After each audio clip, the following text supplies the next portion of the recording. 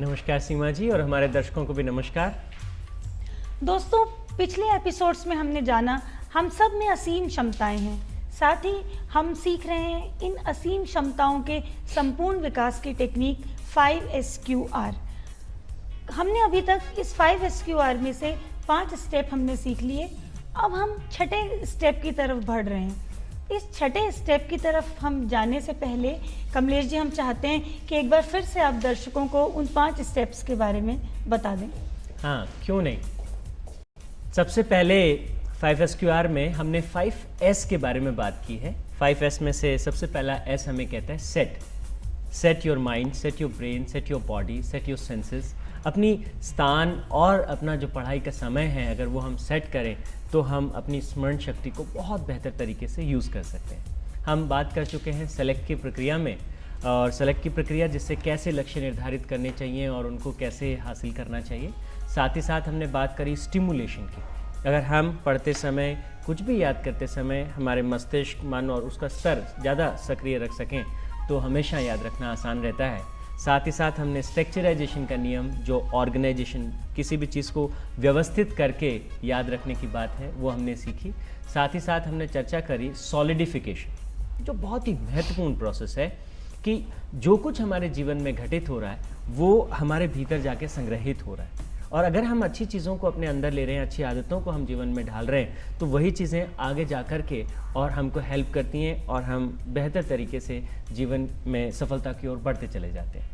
इस सॉलिडिफिकेशन की प्रोसेस के बाद जो अगला चरण है वो है क्वेश्चनिंग।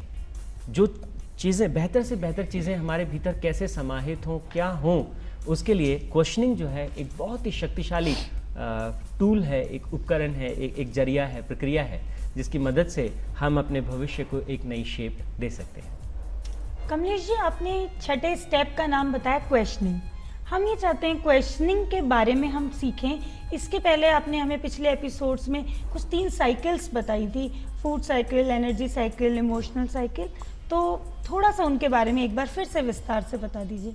हाँ बिल्कुल, पिछली बार जब हम सॉलिडिफिकेशन पे बात कर रहे थे और हमारे जो नए दर्शक या पहले भी जो दर्शक इस प्रोग्राम पहले एपिसोड को देख चुके हैं, वो भी जानना चाहेंगे कि ये जो फूड साइकिल, इमोशनल साइकिल और एनर्जी साइकिल है, ये हमारे जीवन पे बहुत गहरा प्रभाव रखती हैं। फूड साइकिल से मेरा मतलब है कि हम क्या खाते हैं।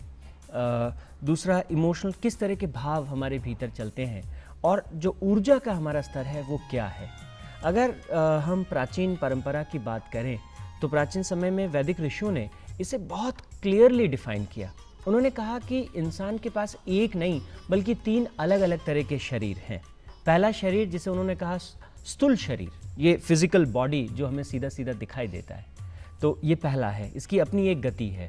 स्थूल शरीर जो छोटी छोटी कोशिकाओं से मिलकर बनता है, और ये कोशिकाएं जो भोजन हम अपने आसपास से, जो फूड अपने आप को देते हैं, उसी से निर्मित होता है। आपको जान के आश्चर्य होगा, जो हमारे दर्शक हैं, कि एक साल में 98% जो शरीर के कोशाणु हैं, जो कोशिकाएं हैं, वो बदल जाती हैं। जो शरीर आपको स्थिर दिखाई दे रहा है, वो शरीर लगातार अपने आप को बदल रहा है। पेट के जो भीतर की लेयर्स होती हैं वो करीब 5 दिन में पूरी की पूरी चेंज हो जाती हैं। हमारी जो त्वचा का जो ऊपर का भाग है, 1 महीने के अंदर अंदर ये पूरा रिप्लेस हो जाता है। और वैज्ञानिक कहते हैं 7 साल में हमारा पूरा शरीर, पूरा का पूरा शरीर जो है, पुराने सारे सेल्स हट जाते हैं और उनका स्थान जो है वो नई कोशिकाएं ले लेती हैं। और ये जो शरीर के निर्माण है वो उस अन्न से होता है जो हम खाते हैं। अगर हमने सही अन्न, जिसको हमारे शास्त्रों में 3 तरह के भोजन के बारे में बात किया, तामसिक, सात्विक और राजविक प्रवृत्ति के भोजन के बारे में, तो अगर अच्छा भोजन हम लेते हैं तो वही भोजन क्योंकि हमारे शरीर को निर्माण कर रहा है, तो शरीर अच्छा होगा। तो जो पहला चरण है वो ताकतवर हो जाएगा, स्थूल शरीर जो है वो स्वस्थ होगा। तो ये शरीर, जो अगला चरण है, बेहतर विचारों को अपने भीतर समा पाएगा, बेहतर ऊर्जा को वो जो है पकड़ पाएगा। तो इस स्थूल शरीर के बारे में, खान पीन के बारे में बहुत ज़्यादा सतर्कता और ध्यान की आवश्यकता होती है। इसके बाद जो दूसरा शरीर, जो सूक्ष्म शरीर की बात है, जो इमोशनल साइकिल की बात है, कि किस तरह के विचार हमारे भीतर जगह बना चुके हैं, वो बैठ गए हैं। अगर सकारात्मक भाव हैं तो जीवन सकारात्मक होता चला जाएगा। ये सूक्ष्म शरीर पर हमारे मनीषियों ने कहा कि अगर लगातार हम, जैसे पिछले एपिसोड में भी हम बात कर चुके हैं कि अपनी चेतना पर, अपने विचारों पे और अपने कर्म पे, स्वचेतना, स्वकर्म और स्वविचार, इन पे लगातार अगर नज़र बनाए रखें तो हम जो हमारा दूसरा जो सूक्ष्म शरीर है, जो विचारों से निर्मित होता है, उसको परिष्कृत कर सकते हैं, बेहतर बना सकते हैं।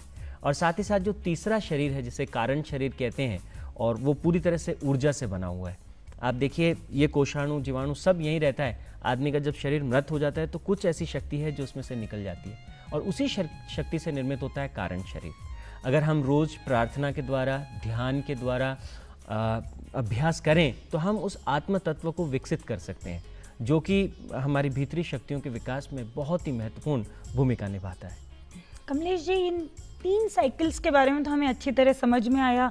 साथ ही समझ में आया कि जीवन में हमें रोज़मर्रा में कैसा भोजन करना चाहिए, किस उसकी क्या इम्पोर्टेंस है। लेकिन आपने जो छठे चरण की बात की थी, क्वेश्चनिंग, उस क्वेश्चनिंग वर्ड को सुन के एक क्वेश्चन मेरे दिमाग में आ गया कि क्वेश्चन और शक्तियों के विकास, इन दोनों का आपस में क्या लिंक है? बहुत बहुत अच्छा सवाल आपने किया। देखिए, जो भी अभी हम बातें कर रहे हैं शक्तियों के बारे में, अनंत शक्तियों के बारे में, इन शक्तियों को जो दिशा देने की बात है वो है पावर ऑफ क्वेश्चनिंग। हमारे, जैसे मैंने आपसे कहा, सूक्ष्म शरीर जो है वो हमारे स्थूल शरीर को जो है दिशा देता है। जैसे विचार हमारे रहते हैं वैसे हमारा शरीर ढलने लगता है, जैसे शरीर ढलने लगता है वैसे विचार होने लगते हैं। तो इन दोनों को जो नियंत्रण करने की जो प्रोसेस है, अगर हम कहें कि जीवन एक कार की तरह से है, तो मैं कहूँगा क्वेश्चनिंग उसका स्टीयरिंग है। हम किस प्रकार के प्रश्न अपने आप से पूछते हैं, किस प्रकार के उत्तर हम अपने आप को देते हैं। सारा विज्ञान, सारा जगत जो है इन्हीं प्रश्नों से पैदा हुआ है। और जो अगर हम प्राचीन समय की बात करें तो 3 जो मौलिक प्रश्न हैं जीवन के, वो पूरे जीवन की दिशा तय करते हैं। सबसे पहला प्रश्न, मैं कौन हूँ? और जब मैं कौन हूँ की परिभाषा में हम अपने आप को जवाब देते हैं कि मैं केवल एक शरीर मात्र हूँ, तो हमारी शक्तियाँ जो हैं वो शरीर तक सीमित हो जाती हैं।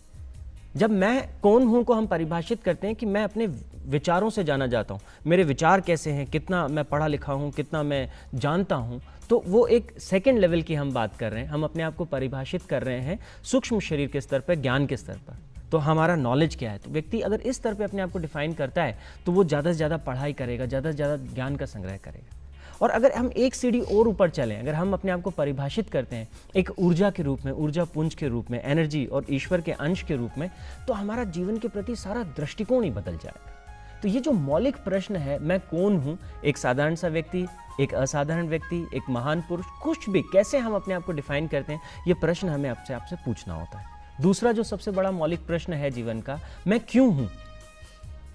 इस पृथ्वी पर मैं क्यों हूं? मैं इस परिवार में क्यों हूं? मैं इस समाज में क्यों हूं? इस राष्ट्र में क्यों हूं? क्या मैं इसके लिए कर सकता हूं? ये बहुत बड़ा प्रश्न है।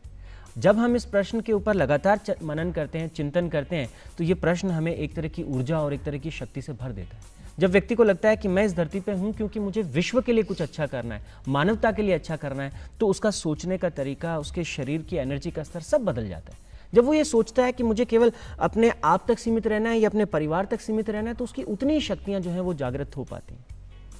और तीसरा और सबसे बड़ा प्रश्न जो है वो है कि मैं इस दुनिया के लिए क्या कर सकता हूँ, क्या सेवा, क्या कंट्रीब्यूशन जो है मैं कर सकता हूँ। तो ये जो प्रश्न हम अपने आप से करते हैं, ये बहुत बहुत बड़े प्रश्न हैं। अक्सर लोग कहते हैं मैं अपने लिए क्या कर सकता हूँ, तो ये एक अलग तरह का प्रश्न है। ये प्रश्न आपको सीमित दायरों में बांधता है। लेकिन जब आप प्रश्न करते हो कि मैं दुनिया के लिए क्या कर सकता हूँ, तो ये आपको एक विस्तार देता है।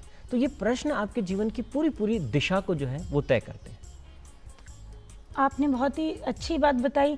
हमारे कोई मतलब क्वेश्चंस का इतना रोल है कि आपने कहा कि जीवन अगर एक कार है तो उस कार को दिशा देने वाला स्टीयरिंग ही प्रश्न है। लेकिन फिर भी हम एक बार जानना चाहते हैं इन प्रश्नों का और इतना क्या यूज़ है हमारी लाइफ में, क्या इम्पोर्टेंस है, क्योंकि जो स्टीयरिंग है ज़िंदगी का, उसका यूज़ हमें पूरी तरह से आना चाहिए, हमें पता होना चाहिए। तो एक बार उसके बारे में और फिर से थोड़ा विस्तार से हमें बताइए। बिल्कुल बिल्कुल। आप देखिए सीमा जी, इवन रोज़मर्रा की ज़िंदगी में, परिवार में जब हम साथ होते हैं तो पिता प्रश्न उठाते हैं, मेरा बेटा मेरी बात क्यों नहीं मानता। अब देखिए, वो बात क्यों नहीं मानता इसके कारण ढूंढना चाहते हैं, तो इसके बहुत से कारण आ जाएंगे और धीरे धीरे वो चीज़ साबित होने लगेगी कि हाँ ठीक है, ये नहीं मानता। अगर ये प्रश्न यूँ हो कि वो मेरा बेटा मेरी बात कैसे मान सकता है, मैं अपनी बात उसे कैसे समझा सकता हूँ, तो ये पूरी चीज़ एक सकारात्मक और रचनात्मक प्रक्रिया में परिवर्तित हो जाती है, बदल जाती है। एक विद्यार्थी जब अपने आप से पूछता है क्या मैं आईएएस बन सकता हूँ, तो वो अपने भीतर एक डाउट पैदा कर रहा है, एक संशय पैदा कर रहा है। लेकिन जब वो अपने आप से ये पूछता है कि एक आईएएस बन के मैं लोगों की कैसे सेवा कर सकता हूँ, तो वो अपने आप को एक संबल प्रदान करता है, एक शक्ति प्रदान करता है। उसके मन ने ये मान लिया कि आईएएस तो मैं बन ही सकता हूँ, लेकिन मैं बनने के बाद सेवा कैसे करूँगा। तो वो अपने आप को एक विस्तार दे रहा है, अपने भीतरी शक्तियों के सामने एक बड़ा चुनौती, एक प्लेटफॉर्म खड़ा कर रहा है कि हाँ ये जो है मैं करूँगा, ऐसे ऐसे करूँगा। और उसी से जो जीवन की सच्ची प्रेरणा है, सच्ची शक्ति जो है वहीं से प्राप्त होती है। हम प्रश्न पूछते हैं कि लोग मुझ पर भरोसा क्यों नहीं करते, तो आप देखिए ये बड़ा रिवर्ट बैक है। अरे भरोसा करते हैं, सब भरोसा करते हैं। आप अपनी क्षमताओं पे जब भरोसा करते हैं तो सारी दुनिया आप पर भरोसा करती है। तो मैं आपसे यही कहूँगा कि इस शक्ति को जो पूरे जीवन को दिशा देती है, दिशा तय करती है जीवन की, जितना ज़्यादा हो सके रचनात्मक, सकारात्मक बनाते चले जाइए और आप देखेंगे कि सफलता का आकाश जो है वो आपके सामने खुलने लगेगा, आप उसके रहस्यों को समझने लगेंगे। दोस्तों, कमलेश जी ने जो हमारी बहुत ही स्वाभाविक प्रक्रिया है प्रश्न, उसको इतना सहज और सुंदर रूप से बताया है। हम रोज़मर्रा अपने आप से कितने प्रश्न पूछते हैं, लेकिन सिर्फ प्रश्न पूछना ही काफ़ी नहीं है। कमलेश जी ने बताया है कि उनको हमारे प्रश्नों को, जो हमारे मस्तिष्क में प्रश्न उठते हैं, उनको एक सही दिशा दी है। मैं क्यों हूँ, मैं क्या हूँ और मैं क्या कर सकता हूँ। पर इसे भी हम ब्रॉड माइंडेड होके सोचें, नैरो नहीं सोचें, सबका सोच के चले, तभी हम कुछ